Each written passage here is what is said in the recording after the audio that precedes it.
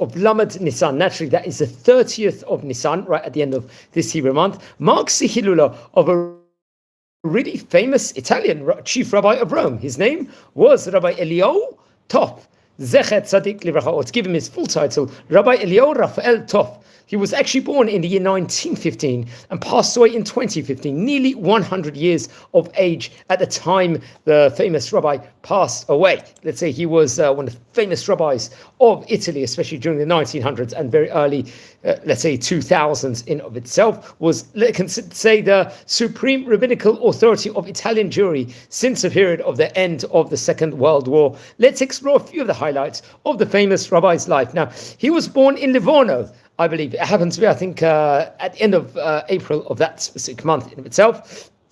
In the year 1915, this was at the more towards the start of the 20th century. I believe his father's name was Shabtai Alfredo, and his mother's name, I believe, was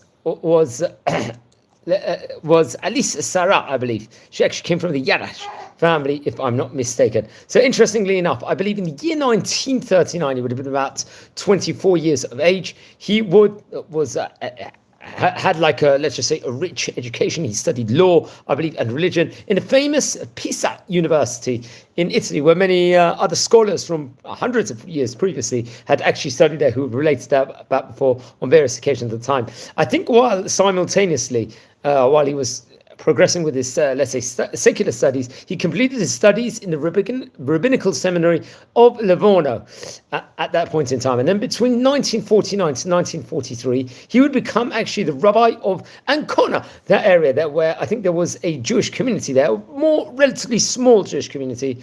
I think the community used to be very, very large hundreds of years before, but at that point in time maybe it was shrinking, and now I think it is quite small. And I think during the German occupation between 1943 to 1944, there had to be some various operations, let's say guerrilla warfare, in the Versilla Mountains, where many of the people of that vicinity, Jewish community, would have to participate. Come what the year 1947, he was elected the Rabbi of Venice over there, which is a very prominent position. I think was a capital. Venice is naturally the capital of the province of Venice, and that would take on a lot of, let's say, important functions. Remember, at that point in time, the Medinat Yisrael was formed. He would teach, I think, in the Hebrew language also, and I think Rabbi David Prato would pass away in the year 1951. He would be appointed the Rabbi of Rome until 2001, a long time period. This was David Prato. Rabbi David Prato was a public figure, Zionist activist, educator, and also a philosopher, respectively. He was also elected the president of the rabbinical institutions in Italy. This was between the years 57 to 1988. That was 31 years around approximately. And he was the president of the Union of European Rabbis. He was important and took on various activities in the Italian sphere as general. He represented the Jewish community of Italy and the Roman community. He was very much dealing with the media, and he was appointed a senator, respectively, also very prominent position. He would, among his children, included his son, Professor Ariel Toaff, I think is a professor of history at Bar Ilan University. Remember, we visited Bar Ilan University inside this series over there. His daughter being Miriam Della Pergola, happened to be the editor of the Italian Jewish journal called The Voice of the Italians, and I think she happened to be the wife of Professor Sergio Della Pergola. I think happened to have a prominent role in the Institute for Contemporary Judaism at Hebrew University in Jerusalem. Interesting enough, his brother, I think, was famous gynecologist. He's a Professor Shlomo Yona Renzo Toaff. I think very much in Pato in Tel Aviv, in the Kiryat Maternity Hospital, reported over. So many of them had very high positions in various different universities and in the sphere of education. I think the municipality of Rome, it's reported over, named a street, main street, next to Great Synagogue of Rome after him, it was reported over.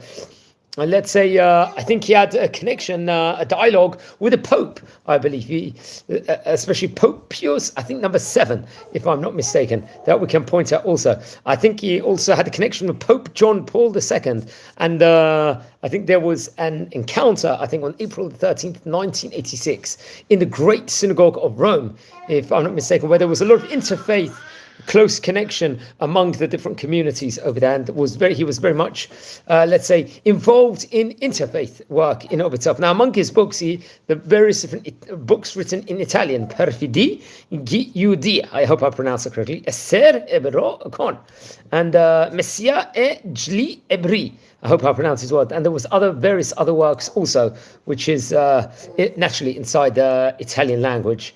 And that we have to point out. When I passed away on April 19th, in the year 2015, he passed away. He nearly lived 100 years. So it was a very long life, and really was a famous rabbi all throughout, especially Europe, and all throughout the various different vicinities also, which we also have to point out. It was chief rabbi of Rome.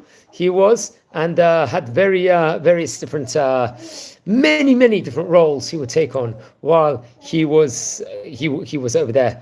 I believe he was appointed chief rabbi, for 50 years, and I think he was awarded a prize of culture within Italian National Festival of Cultures. It was reported of in Pisa.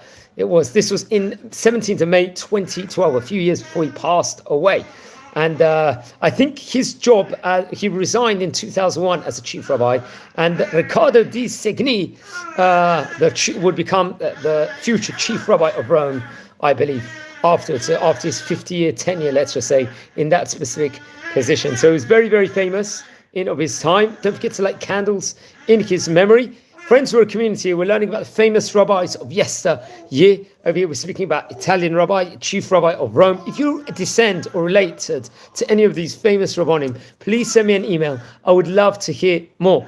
If you haven't subscribed yet to the channel, please subscribe. We are nearing 6,500 members.